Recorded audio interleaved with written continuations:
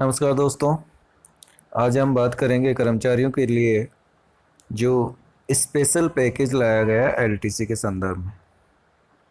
LTC के संदर्भ में जो स्पेशल पैकेज लाया गया उसके बारे में आज हम चर्चा करने वाले हैं कि ये पैकेज है क्या, और इसके संदर्भ में कुछ जो डाउट्स हैं उनके बारे में भी चर्चा करेंगे। तो सबसे पहले तो हम देख लेते हैं कि ये पैकेज है क्या। तो साथियों, इस पैकेज में क्या है कि जो 2018 से 21 वाला ब्लॉक है उसके लिए ये पैकेज लाया गया है, और ये पैकेज 31 मार्च 2021 तक जारी रहेगा। इस पैकेज में क्या क्या गया है दोस्तों कि यदि आपने एलटीसी का उपयोग नहीं किया है, आपने एलटीसी की यात्रा नहीं की और आपकी एलटीसी ड्यू है, तो केंद्र सरकार ने ये तय किया है कि ऐसे कर्मचारियों को जिनके एलटीसी ड्यू है लेकिन वो एलटीसी का उपयोग नहीं कर पाया, इसके पीछे मेन कारण रहा कोरोना, और कोरोना के चलते कई कर्मचारी अपनी एलटीसी का उपयोग नहीं कर पाए। इसके लिए सरकार ने तय किया है कि सभी कर्मचारियों को उनकी ड्यू एलटीसी के बदले में एक पैकेज दे दिया जाए। अब इस पैकेज में किया क्या गया है, इस पैकेज में सरकार ने तय किया गया है कि जो रेल से यात्रा करने के पात्र हैं उन कर्मचारियों के लिए एक किराए की राशि फिक्स कर दी है, पर हेड 6,000 रुपये। कितने साथियों? प्रति व्यक्ति 6,000 रुपये। इसी तरह से जो एयर से यात्रा करने के पात्र हैं उनके लिए एक किराया फिक्स कर दिया है 20,000 रुपये प्रति व्यक्ति। और एयर में भी जो बिजनेस क्लास के बी क्लास वाले हैं उनके लिए कर दिया गया 36,000 रुपये प्रति व्यक्ति किराया तय। और इस बेस किराए को आधार मान के आपको एक पैकेज दिया गया है। अब इस पैकेज में होगा क्या? ये पैकेज है कि आपको कहीं पे जाना नहीं पड़ेगा, ना ही आपको कोई छुट्टी लेनी पड़ेगी, और आपको बिना जाए बिना छुट्टी लिए आपकी जो एलटीसी है उसके बदले में आपको एक पैकेज दिया जा रहा है, और इस पैकेज को नाम दिया है LTC cash voucher scheme. LTC cash voucher scheme, LTC cash voucher scheme, इसको नाम दिया गया। अब ये स्कीम है क्या, इसको समझते हैं। साथियों, इस स्कीम में सरकार ने कहा है कि जो कर्मचारी एलटीसी नहीं जा सकते उन कर्मचारियों को सुविधा दी जा रही है कि वो कर्मचारी अपनी एलटीसी के बदले में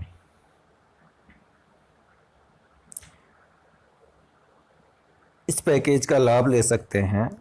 लेकिन उनको करना क्या होगा? मान लीजिए हम रेलवे वालों की बात करते हैं, जिन कर्मचारियों को रेल का फेयर मिलता है, तो रेल का फेयर तय किया गया है 6,000 रुपये प्रति व्यक्ति, यानी आपके हर एक परिवार के सदस्य का किराया आने और जाने का उन्होंने 6,000 तय कर दिया। आपको आना और जाना कहीं नहीं है, आपको सरकार ये पैसे दे सकती है, दे देगी प्रति व्यक्ति 6,000। लेकिन कंडीशन क्या रखी है कि आपको इसका 3 गुना बाजार में खर्च करना होगा, अर्थात आपको इसके 3 गुने की खरीदारी करनी होगी। अब खरीदारी भी ऐसी चीज़ों की करनी होगी जिनका जीएसटी 12% या उससे ज़्यादा है। जीएसटी 12% या उससे ज़्यादा वाली चीज़ें ही आपको खरीदनी है, और उसका बिल कार्यालय में प्रस्तुत करना है। और इसमें एक कंडीशन और है कि जो आप परचेजिंग करेंगे उसका भुगतान डिजिटल माध्यमों से होना चाहिए, यानी कि आप कैश में खरीदारी नहीं कर सकते, आप ऑनलाइन यूपीआई से खरीदारी इसमें कर सकते हैं। अब देखते हैं इसमें और क्या है। इसमें यह है कि साथियों, अब एक उदाहरण लेके हम इसको समझते हैं। मान लीजिए कि आपकी फैमिली में 4 मेंबर हैं। अब 4 मेंबरों को आपको सरकार देगी कितना, 6,000 रुपये के हिसाब से 4 मेंबरों का आपको देगी 24,000 रुपये। 24,000 रुपये तो आपको मिलेगा किराए के बदले, और इसके साथ ही आपको मिलेगा लीव इनकेसमेंट। जो एलटीसी पे लीव इनकेसमेंट मिलता है ना, वो भी आपको इसके साथ मिलेगा। तो मान लीजिए ये आपको मिल जाता है 20,000 रुपये, मानते हैं आपको 20,000 लीव इनकेसमेंट मिला, ठीक है। अब आपको खर्च कितना करना है, यानी बाजार से परचेजिंग कितनी करनी है, तो आपको जो 24,000 मिले थे चारों लोगों का, 24,000 जो मिला था उसका तो खर्च करना है आपको 3 गुना, यानी कि 72,000 रुपये आपको ईच के खर्च करने पड़ेंगे। साथ ही वो 20,000 भी खर्च करने पड़ेंगे जो लीव इनकेसमेंट मिला था। तो कुल मिला के आपको 92,000 रुपये की खरीदारी करनी है, और ख़रीदारी ऐसी चीज़ों की करनी है जिनका जीएसटी 12% या उससे ज़्यादा है, और उसके इनवॉइस आपको कार्यालय में प्रस्तुत करने होंगे जब भी आपका बिल पास होगा। ठीक है साथियों, यहाँ तक क्लियर। अब इसके बाद में कई पर्सन हमारे सामने उठ के आते हैं, तो उन पर्सनों के बारे में एक एक करके हम चर्चा करेंगे। पहला प्रश्न ये आता है कि क्या हमको कोई छुट्टी लेनी होगी, क्या छुट्टी लेनी होगी? तो इसका आंसर है नहीं। लेनी होगी, तो इसका आंसर क्या है? इसका आंसर है नहीं, हमें कोई छुट्टी नहीं लेनी, ना ही हमें कोई यात्रा करनी है। ये सिर्फ सरकार ने हमको एक पैकेज दिया है जो हम हमारी एलटीसी के बदले में ले सकते हैं, इसलिए हमें कोई यात्रा भी नहीं करनी है और कोई छुट्टी भी नहीं करनी है। हमें सीधा किराए के बदले में ये राशि मिल जाएगी। जो रेलवे वाले हैं उनको पर हेड 6,000 रुपये, और जो एयर वाले हैं उनको 20,000 और 36,000 जैसी भी उनका एंटाइटलमेंट है। तो एंटाइटलमेंट के हिसाब से ये डीम्ड जो किराया है वो तय किया गया है। अब इसके अलावा देखते हैं और क्या है। इसके अलावा हमारे मन में एक क्वेश्चन उठता है, क्या क्या कि हम पार्ट में भी इसका यूज कर सकते हैं क्या, यानी पार्ट में भी इसी स्कीम को ले सकते हैं? पार्ट में, तो पार्ट में जी हाँ, इसमें सरकार ने क्लियर कर दिया है कि आप पार्शली भी इस स्कीम का यूज कर सकते हैं। मान लीजिए आपकी फैमिली में 4 मेंबर हैं, लेकिन आप केवल एक जने का इसमें लाभ लेना चाहते हैं, तो आप ले सकते हैं। आपको केवल 6,000 रुपये मिलेंगे, प्लस लीव इनकेसमेंट मिल जाएगा। तो 6,000 के बदले तो आपको 18,000 जो है वो खर्च करना पड़ेगा, और 18,000 के साथ साथ आपको जो भी लीव इनकेसमेंट मिलेगा वो भी आपको खर्च करना पड़ेगा, और उसके वाउचर कार्यालय को देने पड़ेंगे। ठीक है। अब इसमें एक चीज़ और आती है, क्या कोई एडवांस भी मिलेगा हमको कार्यालय की तरफ से इसमें? जी हाँ साथियों, सरकार ने व्यवस्था की है कि कर्मचारियों को इस पैकेज के प्रति एडवांस भी दिया जाएगा। अब एडवांस कितना होगा? तो एडवांस होगा साथियों, लीव इनकेसमेंट तो होगा 100%। लीव इनकेसमेंट आपको मिल जाएगा 100% एडवांस। इसके साथ आपको जो फेयर का है, फेयर जो सरकार ने तय किया है, 6, 20, 36 जो भी रेट तय किया है उसका 50% आपको एडवांस मिल जाएगा। इसमें अगर कम ज़्यादा होगा वो बाद में आपकी फाइनल एडजस्टमेंट बिल में एडजस्ट हो जाएगा। तो आपको इसमें एडवांस देने की व्यवस्था भी सरकार ने की है। यदि आप इस स्कीम का लाभ लेना चाहते हैं और एडवांस लेना चाहते हैं तो एडवांस के लिए अप्लाई कर सकते हैं अपने कार्यालय में। इसके अलावा साथियों एक क्वेश्चन और आता है कि कुछ कर्मचारी कहते हैं कि उनको साहब जे एंड के एनईआर वगैरह में एयर की सुविधा उपलब्ध है और एयर का किराया मिलता है।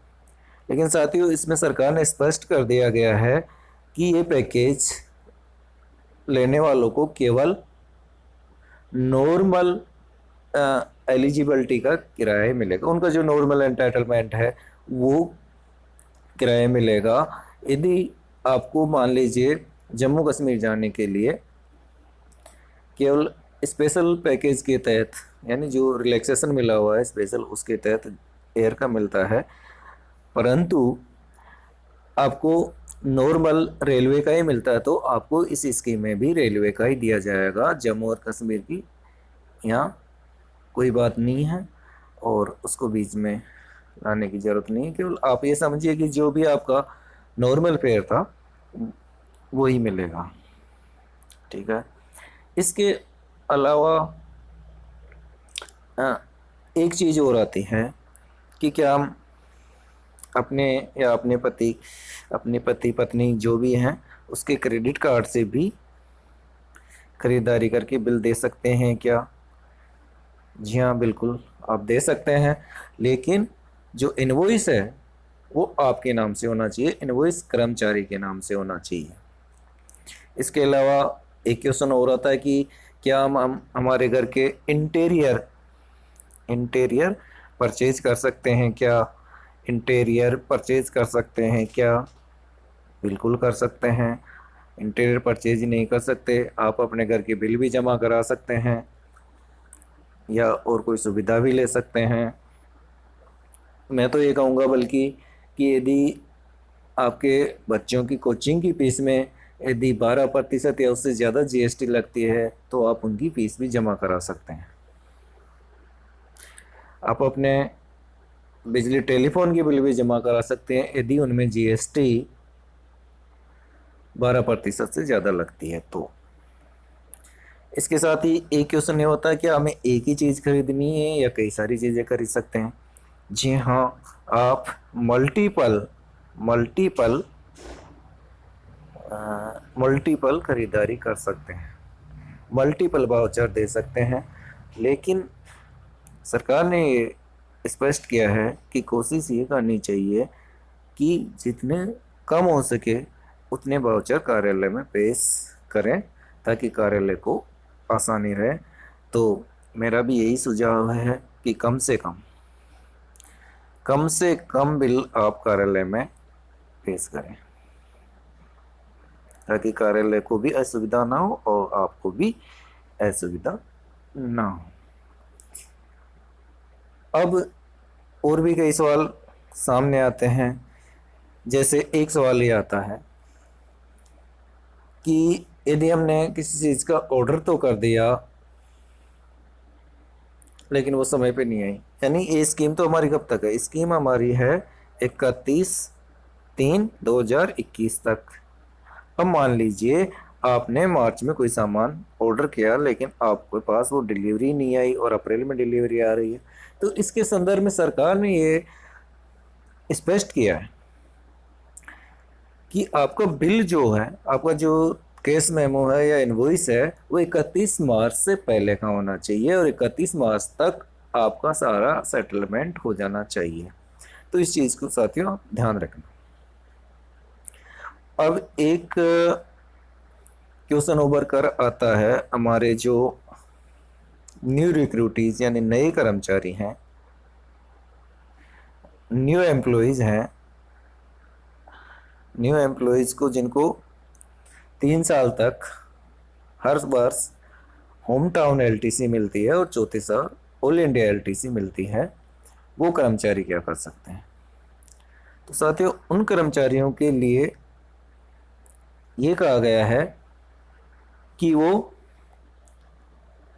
अपने किसी भी साल की एलटीसी के बदले इस स्कीम का लाभ ले सकते हैं।